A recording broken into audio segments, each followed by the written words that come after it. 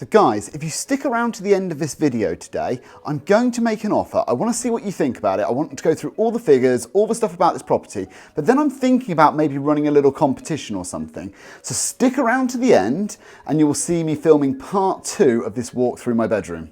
Hello and welcome to my channel. My name's Mark Parham. I'm an entrepreneur and property investor, and in this video, we're going to be discussing my French house and how I'm intending on turning it into a serviced accommodation unit. So before we get into the video, if you could possibly give it a quick like, and if you haven't already subscribed, please consider subscribing. It really helps me out with the YouTube algorithm if you like the video, and if you haven't already subscribed, please do so and click the bell notification so that you get notified when these videos come out.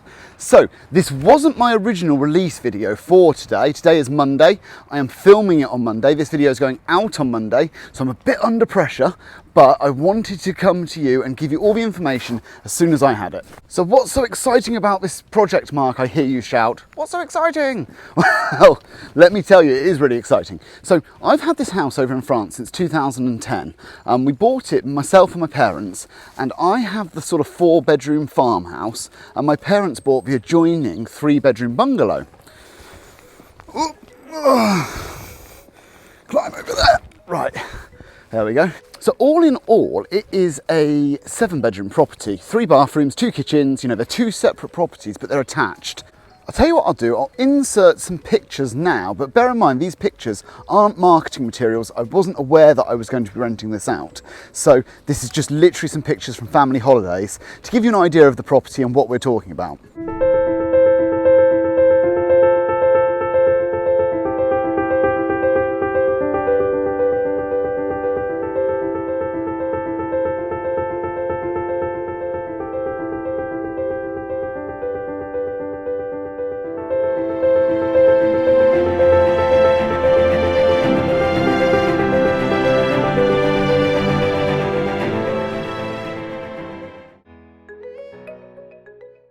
Okay, so I confess the last picture wasn't a family holiday. That was me just asking my marketing guy and graphics designer to just knock up a few logos of the name of the house, which is Le Rocher. So he just knocked that up for me this morning, and I thought I'd include that in this video.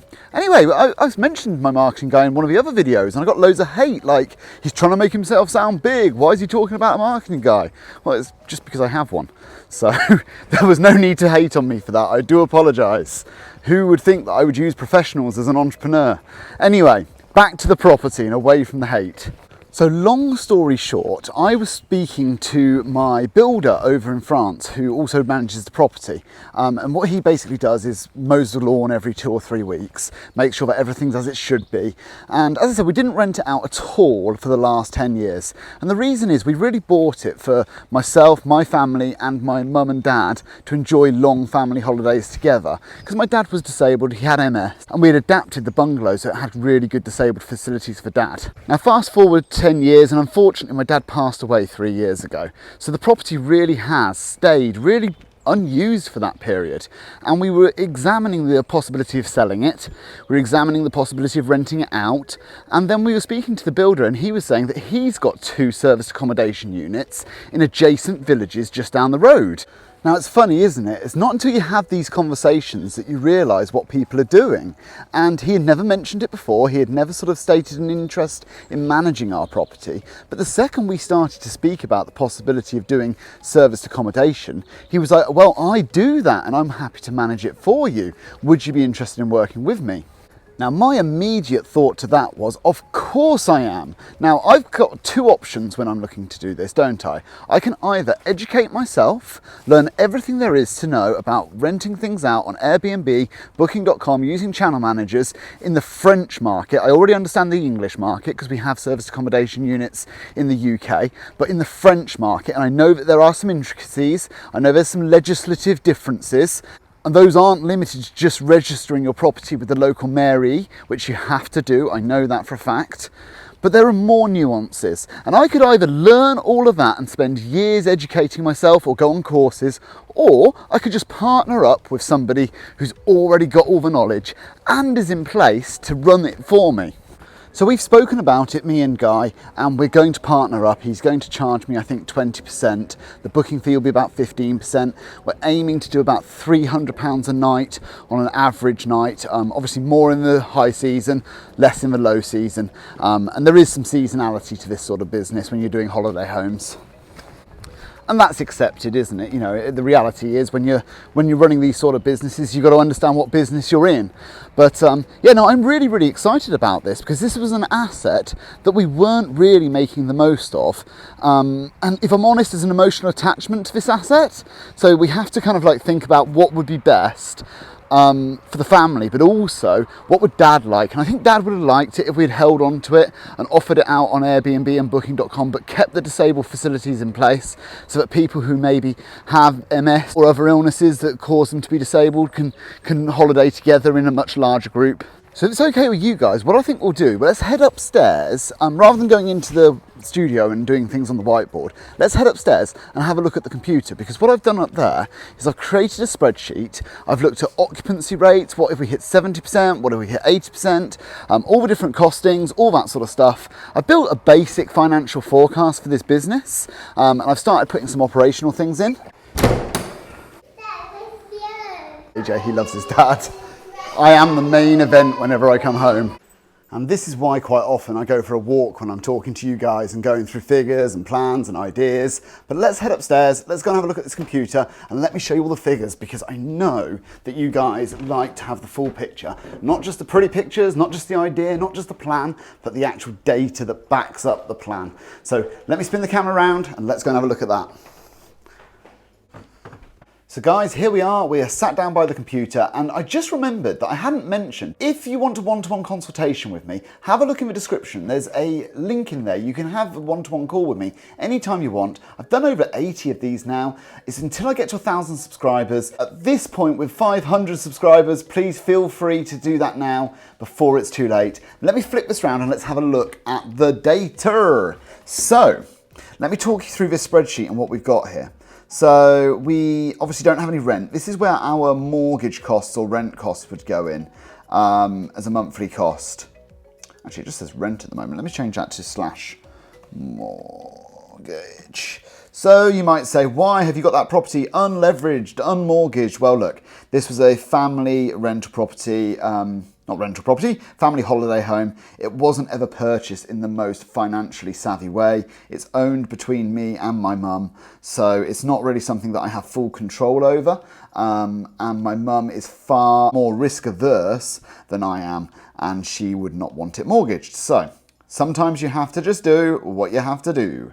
But we got the letting agent fee in here. So we got this in at 25%, which is including the cleaning and maintenance.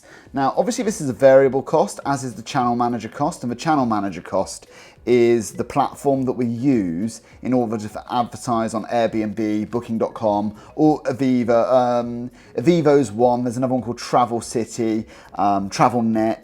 There's a few channel managers. And if you have a one-to-one consultation with me, we can go through a few of the options. Some of them have fixed prices. Some of them have percentage-based pricing. Depending on what you're doing, it could be best to do either or. Website booking fees, now this is 15%, so that's your Booking.com fee or your Airbnb fee. They get paid, don't worry about that. Gas and electric, 200, water, 50, council tax, 200. In France, it's not council tax, it's taxe de habitation.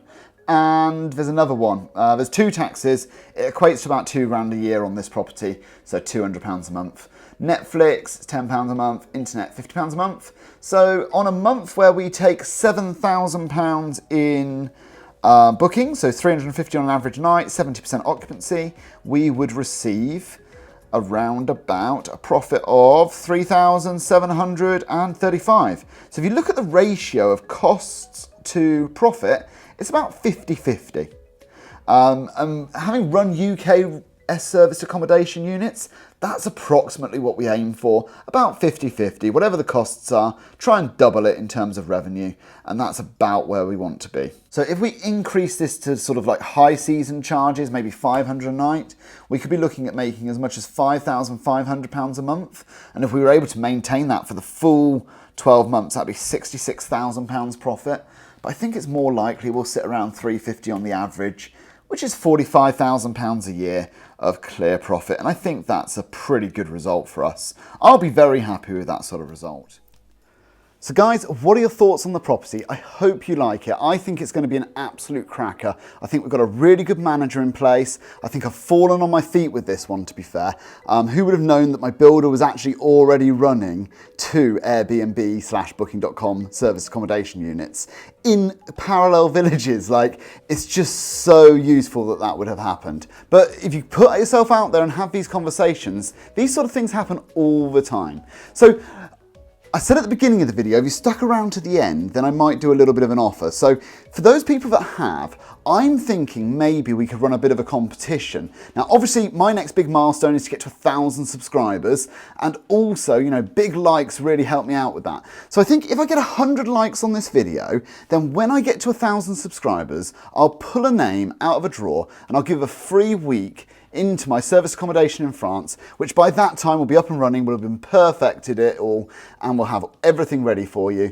So what do you think to that? If you like the idea of that, please give this video a big like. I will massively appreciate it. It really does help me out with the algorithm. As I said, 100 likes on this video, 1,000 subscribers, and we'll give a free week away in La Roche once it's all up and running. So let me know what you think about that. Put it in the comments, and I will see you again on Wednesday. If this video has been a bit late coming out, it's because I'm filming it now. Monday, it's 2:10. So the time is getting on and I need to get this out to you for 4 o'clock. So I'm going to start uploading now and I will see you again on Wednesday.